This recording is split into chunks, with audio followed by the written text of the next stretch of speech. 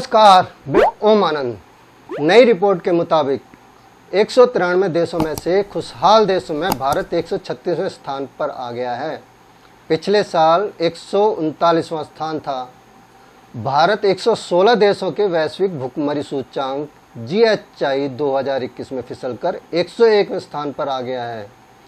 इस मामले में वह भारत के पड़ोसी देश पाकिस्तान, बांग्लादेश और नेपाल से भी पीछे है।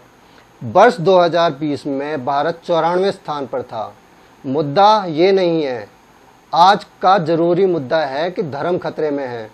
धर्म से धर्मेंद्र याद आ गए। अब धर्म का मतलब धर्मेंद्र ही मत लगा लेना, धर्म का मतलब धर्म ही है।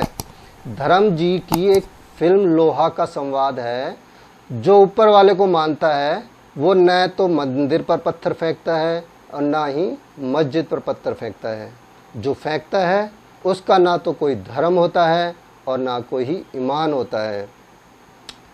फिर भी आजकल एक चर्चा बहुत जोरों पर है कि धर्म खतरे में है, वो भी सिर्फ भारत में, वो भी सिर्फ दो धर्म, हिंदू दूसरा मुस्लिम। न बौद्ध, न सिख, न जैन, न क्रिश्चियन, हिंदू और मुस्लिम। बाकी सारी दुनिया पर नज़र डालें तो इंसान खतरे में नज़र आता है, लेकिन भारत ही सिर्फ एक ऐसा देश है जहां इंसान तो सुरक्षित है लेकिन धर्म खतरे में है। ऐसा नहीं कि धर्म इसी बार खतरे में आया है। पुराण कथाओं में धर्म और अधर्म के युद्ध हजारों मिल जाएंगे। बेशुमार युद्ध हैं, कभी किसी के साथ तो कभी किसी के साथ। लेकिन जब सबसे अधिक धर्म खतरे में आया था तो धर्म युद्ध हुआ था और महाभारत रच गई थी। तब कोई मुसलमान नहीं था, लेकिन युद्ध में धर्म किसके साथ था? धर्म बचा या अधर्म खत्म हुआ, आज तक समझ नहीं आया। हाँ, लाशों की चादरें जरूर बिछ गई थीं। ये भी कहते हैं कि वहाँ से कलयुग का जन्म हुआ था जो आज तक जिंदा है।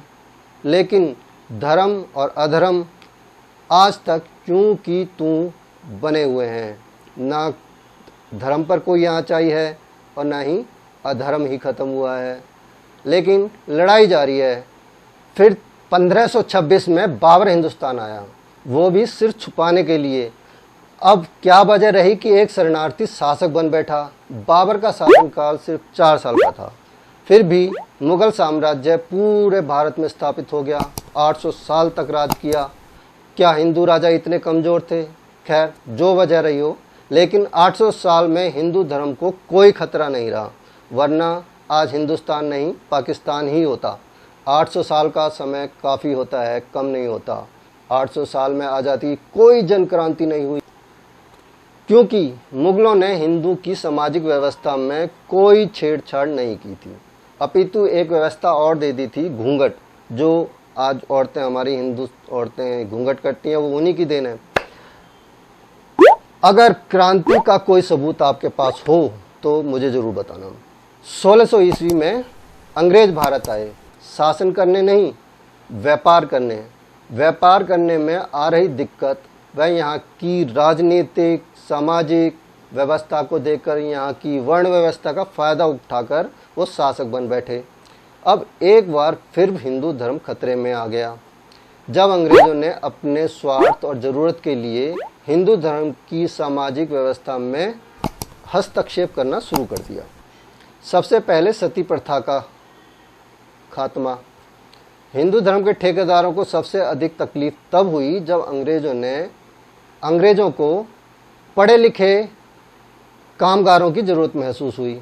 निम्न वर्ग के लोगों को पढ़ने लिखने का अधिकार दे दिया, क्योंकि इंग्लैंड से कर्मचारियों को लाना उनको महंगा पड़ता था। तब आज़ादी की क्रांति शुरू हुई।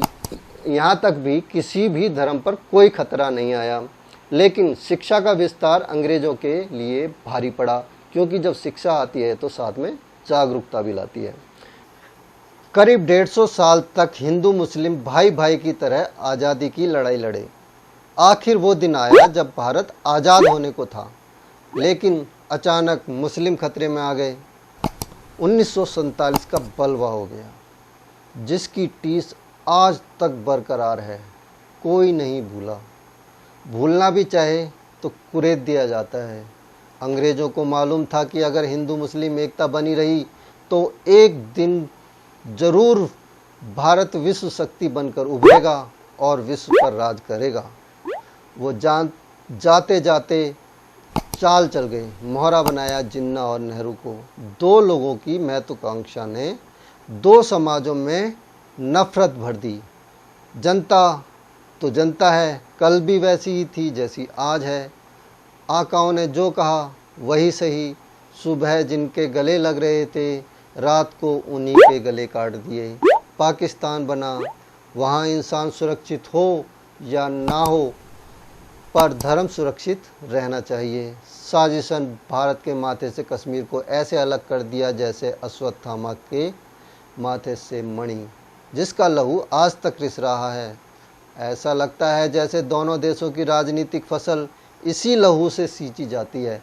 तभी तो इस घाव को भरने की कोई कोशिश नहीं होती, सिर्फ हरा रखने के उपाय किए जाते हैं।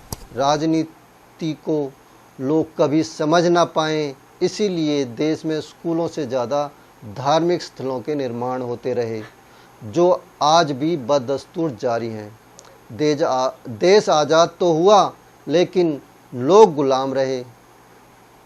उनका अपना कोई मत नहीं होता, फिर भी मतदान ज़रूर करते हैं और कहते हैं जो हुक्म मेरे आका।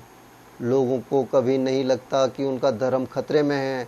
उन्हें पकड़ पकड़ कर बताया जाता है कि धर्म खतरे में है।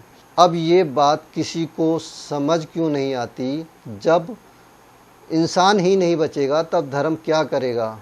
जब कोई धर्म नफ़रत नहीं सिखाता तो नफ़रत आती कहाँ से है?